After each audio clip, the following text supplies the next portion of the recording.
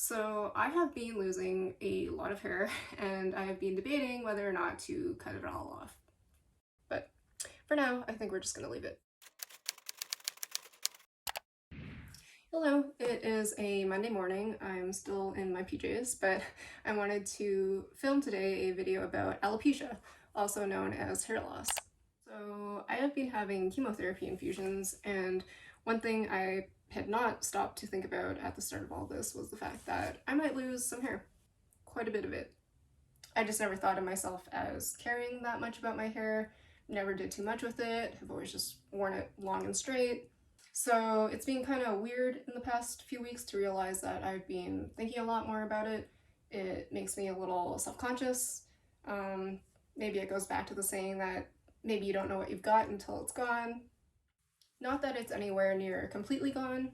It's just become noticeably thinner, which, to be fair, I was warned by my doctor might happen with my Cytoxan treatments.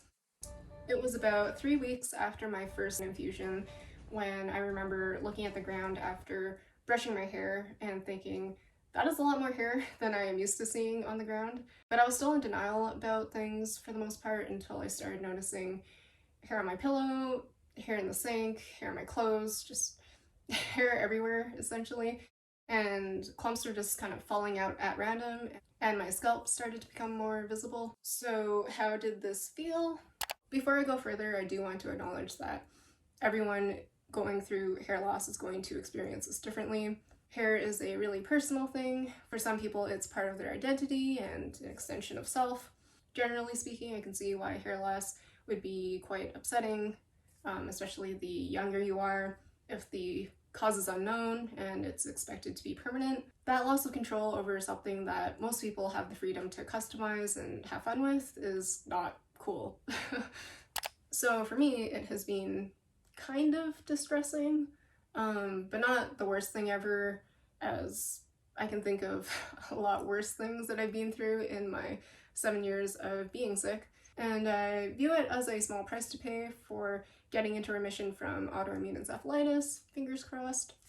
And it also helps a lot to know that it's going to be temporary and that it is going to come back. Probably the strangest part about it is just having a very physical reminder of what it is that my body is going through. Like, we're literally infusing a toxic substance into it, the Cytoxan or cyclophosphamide, and it's killing off the good cells as well as the bad cells. And then being able to see through to my scalp more visibly in the mirror just makes me feel like I'm aging faster and I'm losing my youth. And all that shedding does come along with some scalp sensitivity, which I wasn't expecting. It's not so bad though, like maybe a 1.5 out of 10 on the pain scale. And then there's also just the nuisance of shedding everywhere and feeling the compulsion to sweep and vacuum whenever I notice a bunch of it in my sink, in my kitchen, in the bathroom, which feels like every few hours.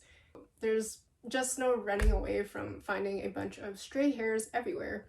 But I just keep reminding myself of the good news for me, which is that, as I said earlier, it is expected to grow back. So all in all, it's been just kind of weird and inconvenient, but not the worst thing.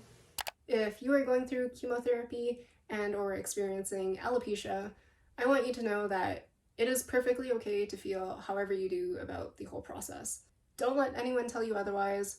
You are going through something deeply personal that the average person you come across is probably not going to relate to.